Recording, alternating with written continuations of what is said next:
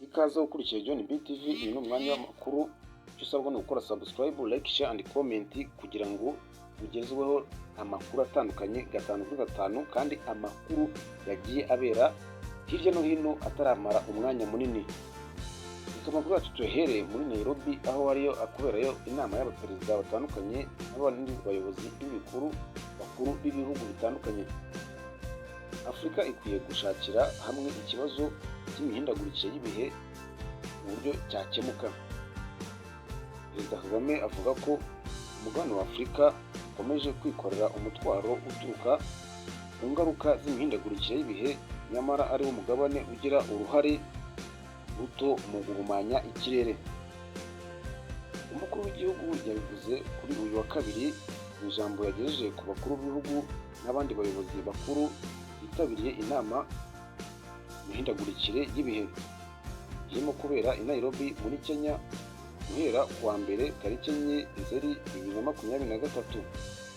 Perezida Kagame avuga ko buri mwaka isi yibutswa ubukana bw'imihindagurikire y'ibihe, ndetse bigaragaza ko ubushakashatsi buheruka kugaragazwa bwerekanye ko ukwezi kwa Nyakanga k'uyu mwaka wa 2023 ariko kwezi kwagaragayemo ubushyuhe kurusha buri ku kigero kiri hejuru kurusha ibindi bihe byabayeho mu mateka ya muntu. Aha niho umukuru w'igihugu ahera asaba ibihugu by'Afurika kudakomeza kurebera ngo ahubwo bikwiriye gushakira hamwe icyakorwa kugira ngo ikibazo gikemuke.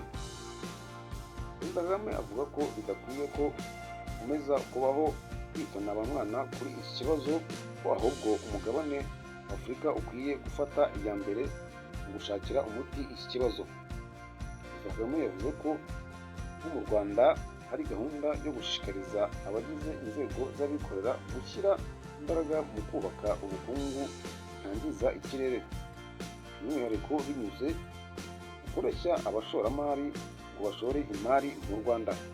Murakoze cyane, tukaba tubafitiye aya makuru. Kora subscribe kugira ngo ubone andi makuru agiye atandukanye.